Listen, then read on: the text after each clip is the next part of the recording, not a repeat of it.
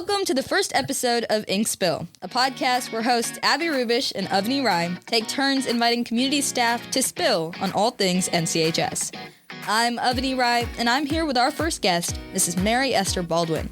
Señora Baldwin has been teaching Spanish for 33 years and currently serves as Community's Foreign Language Department Chair, a position she has held for the past decade. Today, I'm asking her to spill on how our school has changed during her long career.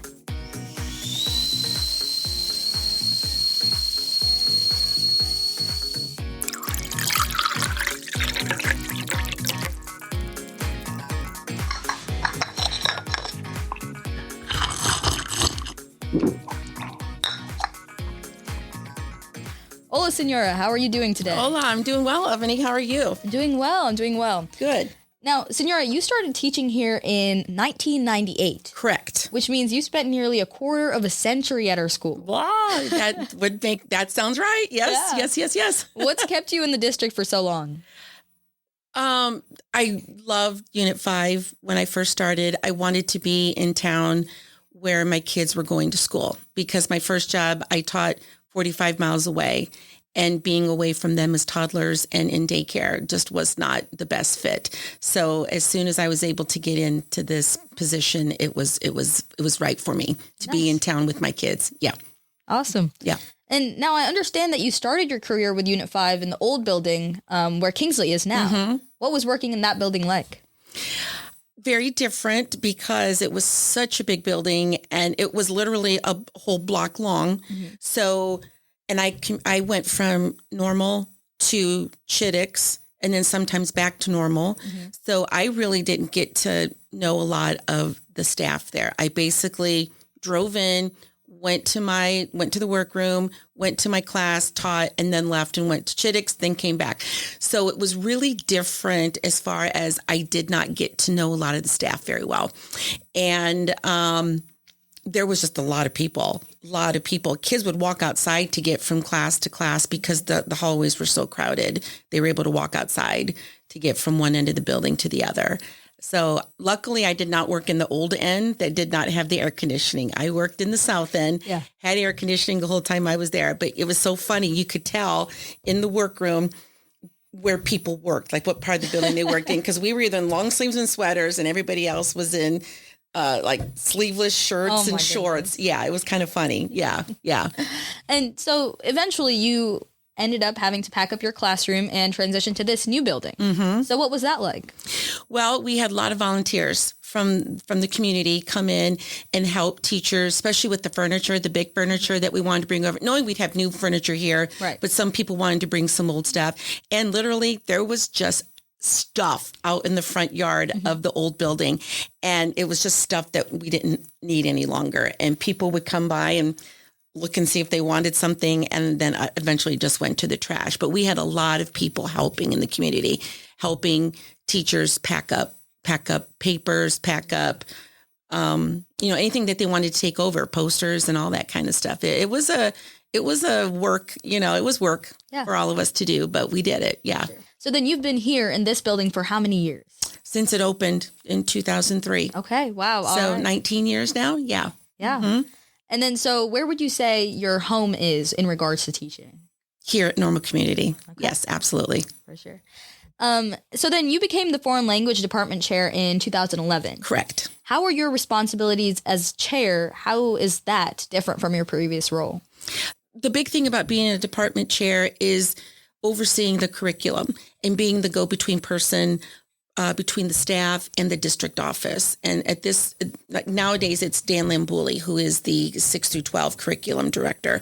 So we are the go-between to get things curricular-wise, figure out when we need task forces to have new classes rolled out. And we have meetings every month with the principals just to keep our department in the know what's going on. I mean, I've always pushed out building chair notes after every building chair meeting because it's stuff that we need to share with them and have them know what's going on in the building. So lots of times we just are the go-between person, but with curriculum, we kind of set that, like, when are we going to change textbooks or when are we going to have a new curriculum push out? Yeah. Sure. Yeah. And what do you enjoy most about serving in that role? Honestly, I like working with the curriculum, but kind of the two perks of being the building chair, no homerooms and no supervision. Oh boy. So no hallway supervision, cafeteria, anything like that. I get a full lunch hour and not having to deal with homerooms and stuff. Yeah. But I do like being in the know and helping my department move forward with everything that we need to, especially with standard space. Definitely. Yeah. Mm-hmm. So you have been here at our school in our district for quite some time. Mm-hmm. You've been in a few various roles as well. Mm-hmm. How do you think our school has changed throughout the years? Wow. Well, the numbers of students that we have has grown so much since the old building and even since we first started here. Yeah. Like every year they say it's the biggest freshman class coming in. And every year they say that, I'm like, how can we have that many more kids? Yeah. The technology, of course, has really changed. When we first moved into this building, one of the back rooms of the IMC, there were 10 to 12 different DVD machines. Oh boy. And Mr. Kerr was in charge of that. And if we wanted to show a movie in our classroom, we had the big TVs that were mounted up on the walls. Oh my goodness. And so we had to give him the DVD, tell him what room to show it to, what time, and then God willing, hopefully the remote would work and we'd be able to show it. So it was so different. And, kids did not have computers. So we either had to take them to the IMC. We had a lab in there. We had a couple labs around the building, or we had portable carts that you could check out and have in your room at a certain hour of the day. Mm-hmm. So all of that has just progressed, where now it's like, okay, get your laptops out and we're ready to go. So that has really changed. That's the biggest thing, this technology. Definitely. Yeah. And how would you say the culture of our school or student body, how have you seen that change? Oh, the culture. Well, I feel like we are a much more diverse community here in our building. And I think that all of the different groups that have come about, I know there's so many different groups that are ethnic based or cultural based in our schools that are the after school activities. Mm-hmm. So that has changed a lot. We have the LGBTQ plus group. We've just come around accepting everybody. Not that we never did, but because the population of each of those groups has grown so much, I'm so happy to see that our school has taken that in and that we are now acknowledging all the different ethnic groups in our school. Yeah. Awesome. Yeah. That's great. Mm-hmm. And obviously, and you mentioned it earlier, one really big change has been the growth of the student population. Mm-hmm. Even, across my 4 years here at Community, it's grown tremendously. And I'm sure over your career, it's grown as well. How has that, or how have you seen that affect our school? Well, number one, I think it's the number of kids in the classroom. Mm-hmm. A lot of teachers have so many kids. It's hard. It's really hard to give that one-on-one, get that one-on-one relationship with kids, because you can't get to everybody at one time. Like I have 31 kids right now in my 7th hour class. I'm still learning names because there's just so many, and I know where they sit and I know their names by them. But if I see them in the hallway, I recognize them, but I don't know their names. So there's a lot more names to learn. I just feel that like we're just crowded. Sure. Ever going up and down stairwells during certain hours, it's crazy. Yeah, definitely. So I don't know how kids get around in 4 minutes to get to their next classes. Yeah. I can't do it. Right. I could never do it. So, it's just the number of kids that we come in contact with daily is just so much more. And just trying to have that time and that effort and the patience with all of them, I think has taken a toll on some teachers over the years. Yeah, definitely. Mm-hmm. And now I kind of want to switch it up a little bit. All right. We talked about how the school has changed, how you've seen different aspects of our school change. Mm-hmm. I'd like to know a little bit about how you as a person have evolved throughout the years. Oh, wow. Well, when I first taught, I came from a school where I was the only Spanish teacher, no one to collaborate with. And then when I came here, there were just so many different people that worked in our departments, and I learned a lot. I learned a lot from a lot of different people. We share our ideas. Now with Google Drive, we can actually share all of our files, and just learning from everybody what works with them and telling them what works for me. Mm-hmm. And that's been the biggest thing. I have grown so much as an educator by learning from my colleagues. And even in the French and German teachers too. If something works in their class, just convert it to Spanish and, there you go. So that's been the biggest thing. When I first started teaching, I thought, how do I know if I'm doing anything right? I have no one to collaborate with. And now that's just been, that's been great for me. That's awesome. I'm an extrovert, so I love talking with people. Oh, 100%. And yeah. When I was by myself, I was like, oh, I hate this. Yeah. Yeah. And that's definitely, I think you touched upon this next question, but how would you say your attitude towards teaching has changed? I've really grown as far as implementing so many new things in the classroom. And I'm not going to lie, I haven't done standards-based yet. Yeah. I think I'm going to have to do it next year for my last year. But just as far as, incorporating everything that we can do now with the computers, like having real time with people in other countries in our classes, or if we were talking about a specific landmark or something, we can actually go in there. I remember how we used Google Earth last year. Yeah. It was the first time I used it.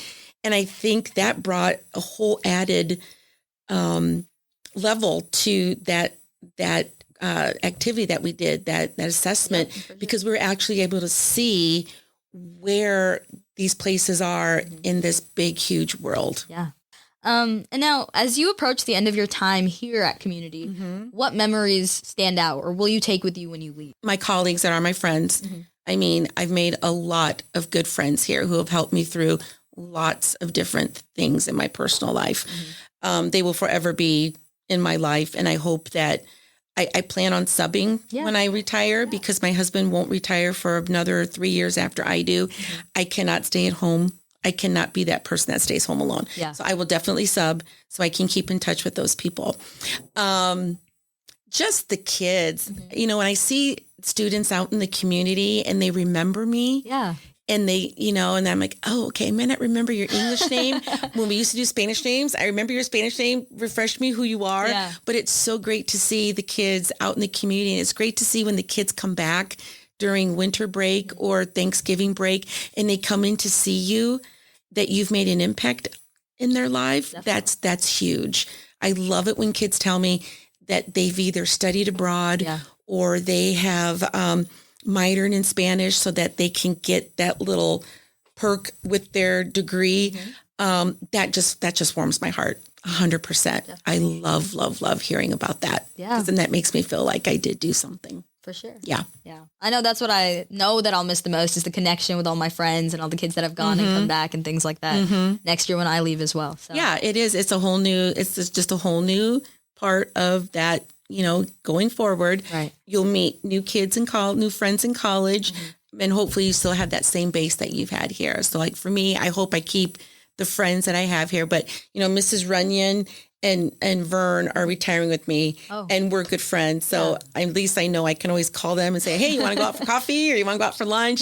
So that'll be good. That'll be good. Yeah. And what advice or any catchphrases, lasting messages that you would leave with our students, our listeners? Keep learning. We have a saying in my class, and I don't like to say it, but I always tell the kids in Spanish, LSD. You know this. And that means LSD. No, not the drug. We're not talking about the drug. My 90-year-old dad a few years ago said, Hija, you always have to LSD every day. And I go, Dad, what are you talking about? Learn something daily. And you kids keep me on top of everything that's going on socially, on social media, anything in the entertainment world. You guys keep me update on that stuff. And I love learning something daily, even if it's something minute like that somewhere down the road I can use at a trivia contest or just randomly throw it out there at a family event and just say, hey, did you know, da, da, da. Yeah. Now, I can't remember all of those right now, but I know I've learned a lot every day from you kids. And so, yeah, just learn something daily. That would be my mantra for anybody else that is approaching the end of their career. Don't ever stop learning. For sure. Yeah. That's awesome. Yeah. And finally, we invited you here to be the first guest on our podcast. Yes. Because you've spent such a long time here at Community. You've had such a great impact on our students, and you've really experienced what it means to be an Ironman. And so we wanted to hear from you. What do you think it means to be an Ironman? To be an Ironman means to be in this wonderful community of colleagues, students, where we shine at so many things that we do in this building. Academically, for example, you getting a 35 or 36 on your ACT, going to Washington, D.C. and representing the youth of our country that are trying to help other people. We have great sports dynasties where we, in everything, we have great teachers who are doing things out in the community. And it's just, whenever I say something about my high school, my family says, your high school's always so good. Like we always hear about you. Even in the Quad Cities, we hear about normal community. I'm like, because that's what we are. We are a close-knit, big family. Mm-hmm. But I feel like we watch over each other. We help each other. And that's the whole Ironman mentality, is just being proud to be a part of this culture, of this school. That's awesome. Yeah. Thank you very, very much, Señora Baldwin. Thank you, Avani. I enjoyed doing this. Thank you. I appreciate your time, and we are so glad we could have you on our podcast. Thank you. Thank you so much.